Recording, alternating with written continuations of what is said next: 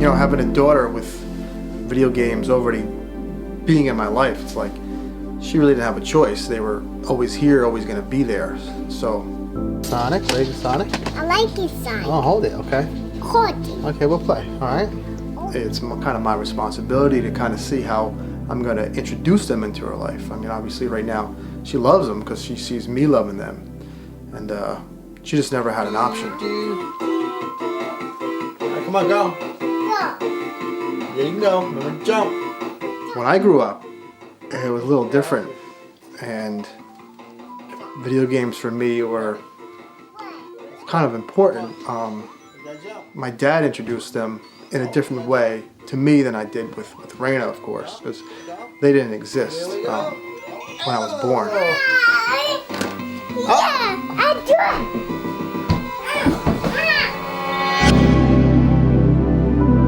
I gotta say, as much as I love that video games are there and still here, you know, at times they're magical for me.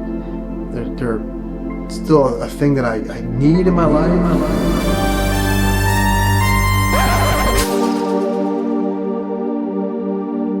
Well, it's 10 years later, and I have sold my entire video game collection. We will talk about why, how I feel about it, how I acquired it, all of that next on Toygains. Toygains! Yeah. You and me, baby! Toygains! I can't take it anymore! It's Toygains! 2007, I got into collecting all kinds of games. Nintendo 64, Super Nintendo, all the greats. And the landscape of collecting was much different. This is when eBay first started popping off. There wasn't Instagram. There wasn't really YouTube as we know it today. So you could find a game for cheap. In good games. Contra, Final Fantasy, whatever. You know, all the greats. And there was... You're probably going to laugh if you're a hunter or a fisherman, but there really was like a hunter-gatherer aspect to collecting video games. And hear me out. You'd set out, you'd have a game in mind or a system in mind, you would find a person selling, and then you would work out a bargain, you would get your trophy, take it home, and put it on your shelf. Of course, you would play it and beat it, and that's the other aspect. There's something to be said for physically owning something, completing it, putting it back on that shelf, and every few years replaying it like an old war you went to, an old story or old book you read. The great feeling in that.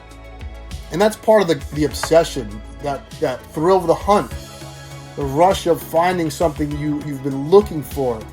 It really would hit that sweet spot of the dopamine rush and the satisfaction you got from, say, collecting for a system you loved. And I didn't need to have the entire collection, but I wanted a little bit of everything.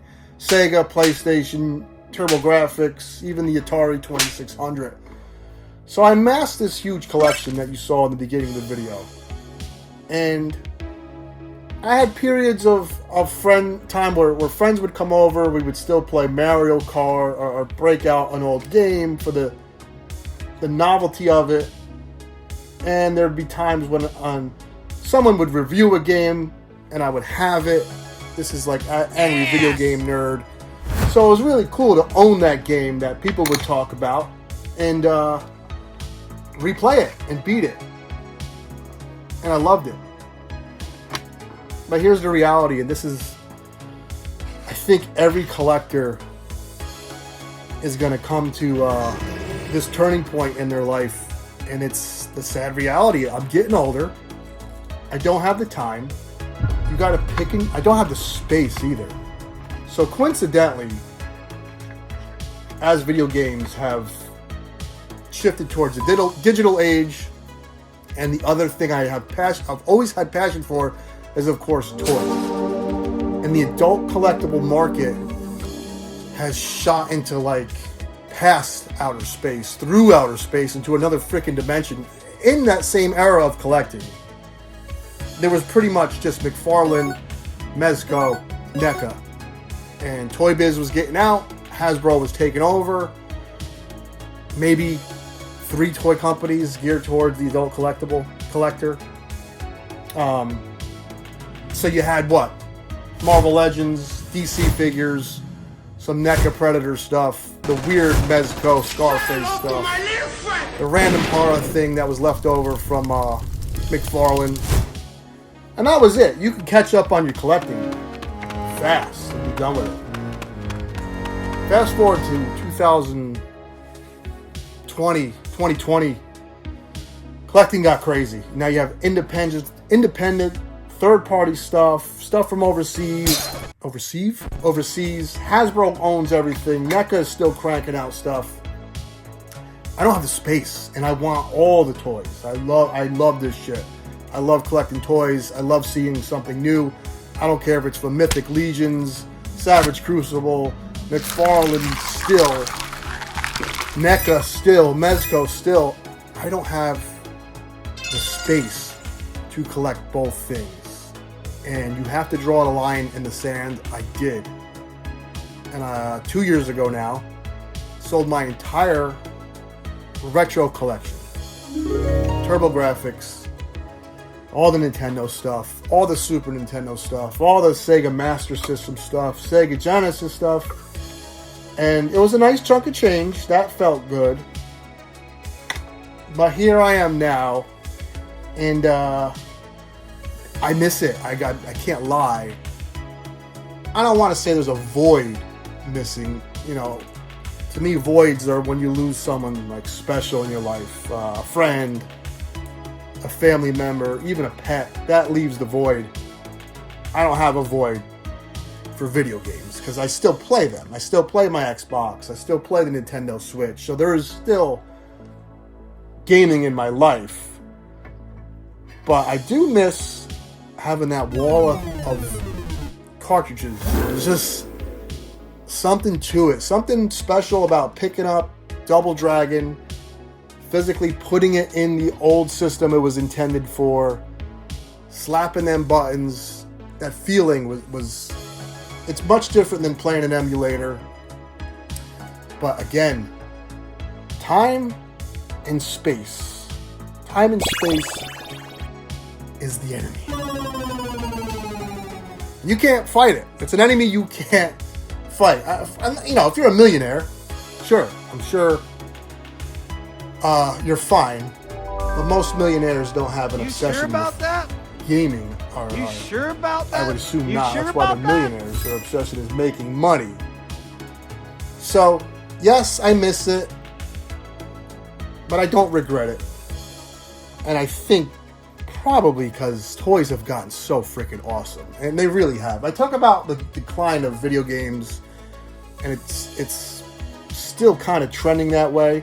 You know, retro games will always stay awesome, but collecting isn't as awesome because of, you know, eBay, and you have a YouTuber who makes a video on a game that was unknown, and now 1 million people see it. Now 1 million people, guess what? Damn it, Brian, where are you? Are trying to buy that. Take a game like Chubby Cherub. Chubby Cherub 15 years ago, you can get for probably $5. Here we are now, and I'm just guessing. I would guess Chubby Cherub is probably $100. And Jimmy, who's editing this video, is probably going to place that in now. And maybe I'm right, maybe I'm wrong. The point is, collecting isn't what it used to be because of the growth and popularity of YouTube and Instagram and influencers. Guys like Metal Jesus, and John Hancock, and The Nerd. And it's not their fault. I'm not blaming them. It's not your fault. But retro gaming really got popular fast, and it became impossible to find them deals. I suck your dick! So my daughter, my daughter was in the beginning of that video. High five? She does still game. She loves Roblox. She loves Animal Crossing. She is addicted. Do I feel guilty for getting her addicted to games? Yes and no. Yes, because I don't see her as much, and there's some bittersweetness to that. I can't compete with Roblox and her friends on Roblox, but she stays out of trouble and she does go to school.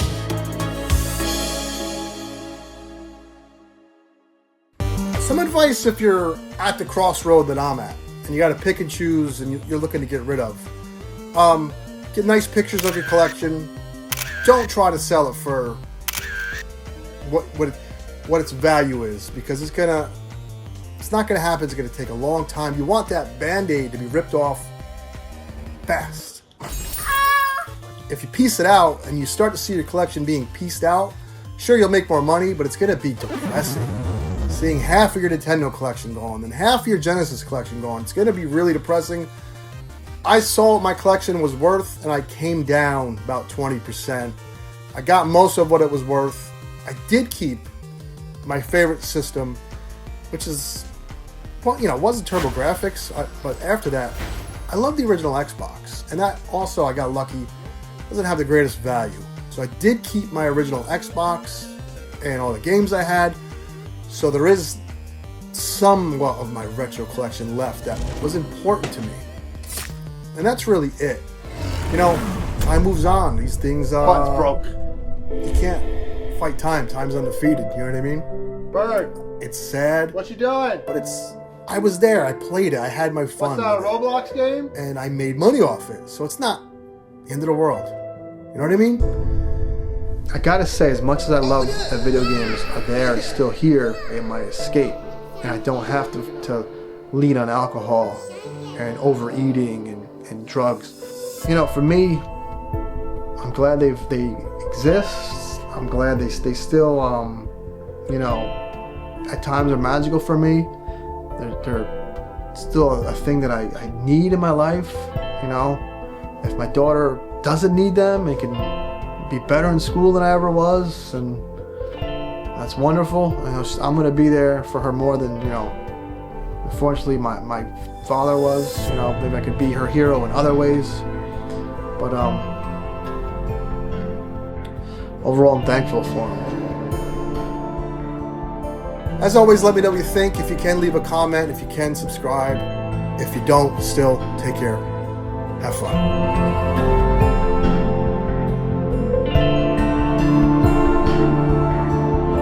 Well, I guess this is growing up.